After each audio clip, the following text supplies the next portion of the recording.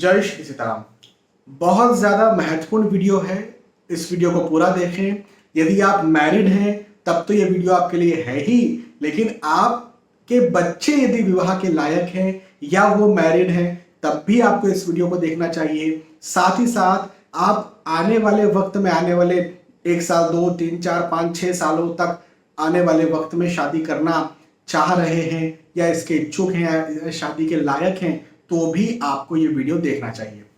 देखिए, medical science आजकल बहुत आगे निकल चुका है। जहां बच्चे नहीं होते हैं तो टेस्ट ट्यूब पे भी IVF और बहुत सारी टेक्नोलॉजीज हैं मेडिकल साइंस में। कई इंजेक्शंस, कई दवाई गोलियों के माध्यम से गर्भधारण करवा दिया जाता है। ऐसा मेडिकल साइंस में हो जाता है, लेकिन इसके विपरीत मेडिकल साइंस इस बात पे भी सक्षम है कि यदि गर्भधारण हो गया तो अब वो गर्भ को कैसे गिराया जाए। हाँ, बच्चा आ गया, बच्चा बन गया, धड़कन आ गई, अभी उसको भी मारना है तो कैसे मारा जाए। मेडिकल साइंस अभी पूरी तरह से मजबूत हो चुका है इस विषय में।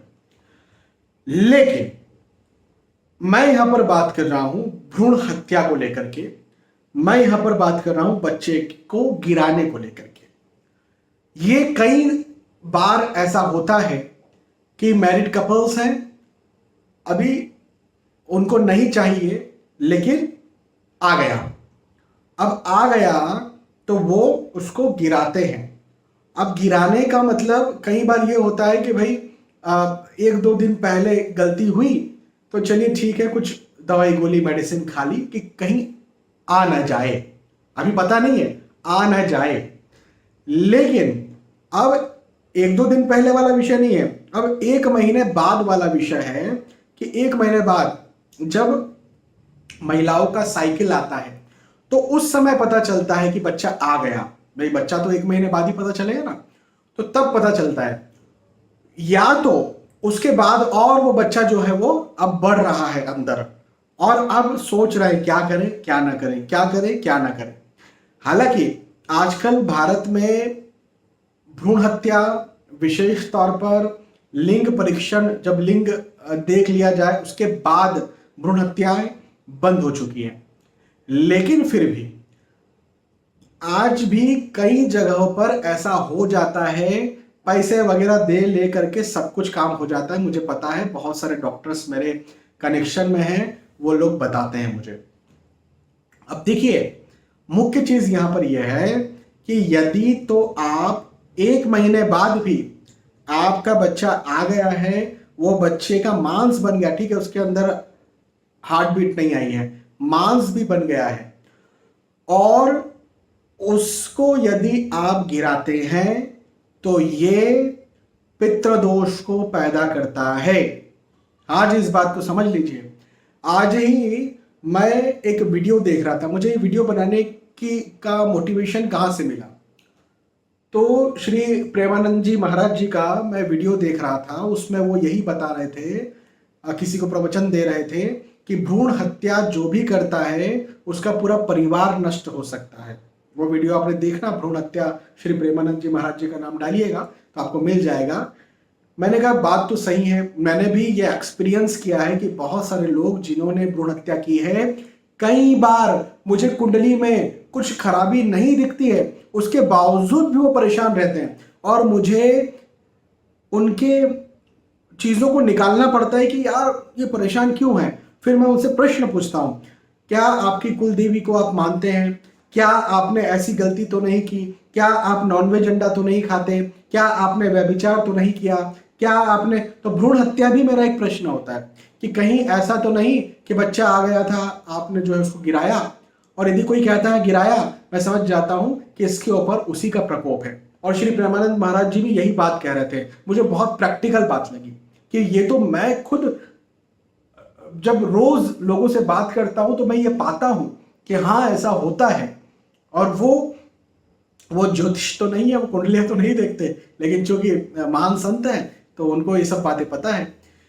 तो मैंने कहा ये बात आपको बताना चाहिए, तो ऐसी गलती बिल्कुल ना करें। आपको ये लग रहा है कि अरे आ गया, गिराना ही तो है, नहीं जी, ऐसा नहीं है। गिराया कि आपको पितृदोष लगेगा। पितृदोष लगेगा तो वो आपके पूरे परिवार को खराब करने का काम करेगा। पूरे परिवार का मतलब आपके भाई बहन उसमें नहीं जुड़ेंगे, लेकिन आप, आपकी पत्नी या आपके पति और आपके जो भी बच्चे हैं, फिर ऑलरेडी बच्चे होंगे या फिर आने वाले वक्त में होंगे, तो वो ये परिवार जब आगे बढ़ता है ना, तो मैंने देखा है कि शुरू शुरू में तो हो सकता है ठीक है कुछ समझ में आए, लेकिन 20 साल बाद, 25 साल बाद, 30 साल बाद जब वो बच्चों की शादी होने वाली रहती है तो शादियां नहीं होती है, शादी हो गई तो फिर उनके बच्चे नहीं होते हैं, कहीं ना कहीं बहुत सारी रुकावटें, हेल्थ इश्यूज हो रहे हैं, स्वास्थ्य संबंधी समस्या हो रही है, किसी की अकाल मृत्यु हो रही है, तो बहुत सारी समस्याएं बनती है। और मेरा यकीन मानिए कई बार ऐसा हो जाता है कि कुंडली में वो समस्या नहीं दिख रही है, फिर भी वो व्यक्ति उस समस्या की शिकायत कर रहा है। सचमुच में ऐसा हो जाता है। कोई ज्योतिष आपको ये नहीं बोलेगा, ज्योतिष या एस्ट्रोलॉजर तो इस बात को छिपाएंगे, वो बोलेंगे अरे उनको तो सब समझ में आ गया। नहीं जी, कई बार ऐसा होता है कि कुंडली में वो व्यक्ति जो शिकायत कर रहा है वो शिकायत नहीं दिखती है, तो फिर उनसे पूछा जाता है, उसके बहुत सारे रीजंस दूसरे निकलते हैं। कुंडली मिलान किया, उसमें कुछ दोष आ गया था, इसकी वजह से प्रॉब्लम हो गई, संतान पैदा हुई, उसका कुछ गलत नक्षत्र में पैदा हुई तो उससे कुछ प्रॉब्लम हुई, इस प्रकार से मैंने बोला भ्रूण हत्या या पितृ दोष बाद में बना, कुल दोष बन जाता है कुल देवी या कुल देवता को ना मानने से, तो बहुत सारी चीजें होती हैं जो कुंडली से भी परे हो जाती है। तो 95-96% केसेस में तो कोई दिक्कत नहीं है, कुंडली देख करके बोल दिया जाता है, लेकिन फिर भी 3-4% केसेस में ऐसा होता है, तो उनसे फिर पास्ट संबंधित चीजों को पूछा जाता है, या इन चीजों को पूछने के बाद में कई बार वास्तु गड़बड़ हो गया तो उसके कारण भी लोगों को दिक्कतें होती है, तो इन सब चीजों को पूछने के बाद में फिर बताया जाता है। तो आप मेरी बात को ध्यान से सुनिए। यदि आप मैरिड हैं, जस्ट मैरिड हैं, आने वाले वक्त में मैरिज करना चाहते हैं, तो आप ये जरूर से करिए। हाँ, ये जरूर से मेरी बात को मानिए कि आप ऐसा नहीं करेंगे। यदि आपको लगता है कि यार 2-3 दिन पहले कुछ गलती हो गई थी, हम नहीं चाहते हैं, उस समय कुछ भी मेडिसिन वगैरह कुछ भी ले लीजिए, जो अभी केमिकल्स हैं, जो लिक्विड्स हैं, वो सब बाहर निकल जाए, उसका दिक्कत नहीं है।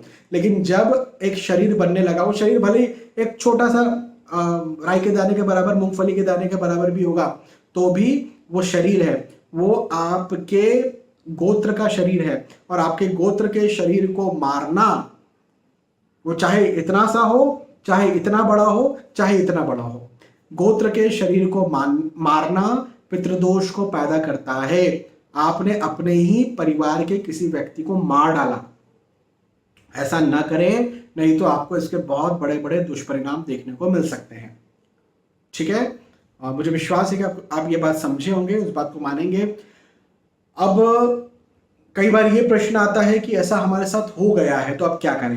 देखिए, हो गया है तो कुंडली में देखना पड़ेगा कि कोई ग्रह के उपाय से कुछ हो जाए तो, लेकिन अब उसके लिए फिर कुंडली एनालिसिस करना पड़ेगा और उसके लिए कुछ उपाय करने पड़ेंगे। लेकिन ऐसा है ना कि यार हम कहते हैं कि भाई, जैसे गवर्नमेंट कहती है टोबैको मत खाइए, सिगरेट मत पीजिए, कैंसर हो जाएगा।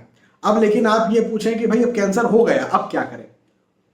हम टोबैको खाते थे, हम सिगरेट बहुत पीते थे, हमने नहीं सुनी, अब कैंसर हो गया। अब कैंसर हो गया तो उसकी दवाई गोली लेंगे। भाई ऐसा मरता हुआ तो किसी व्यक्ति को नहीं छोड़ सकते, तो दवाई गोली लेंगे उसके लिए। ऐसे ही इस प्रकार से भाई हमने कर दिया था, हमने भ्रूण हत्या करवा दी थी, अब क्या करें। तो अब उसके लिए कुंडली देखना पड़ेगा, कुंडली में कुछ दोष या दूसरी चीजें जो है वो समझना पड़ेगा, वास्तु को समझना पड़ेगा, और उसके बाद ही आपको बता पाएंगे। तो वो तो पूरा एक बड़ा एनालिसिस है, लेकिन पहले ये गलती ना हो, प्रिकॉशन आप रखें, ये जो है इस बात को आप मानिए, समझिए। बहुत बहुत धन्यवाद, फिर मिलते हैं आने वाले वीडियोस में। तब तक के लिए आज के इस वीडियो आपसे विदा चाहता हूं। जय श्री सीताराम।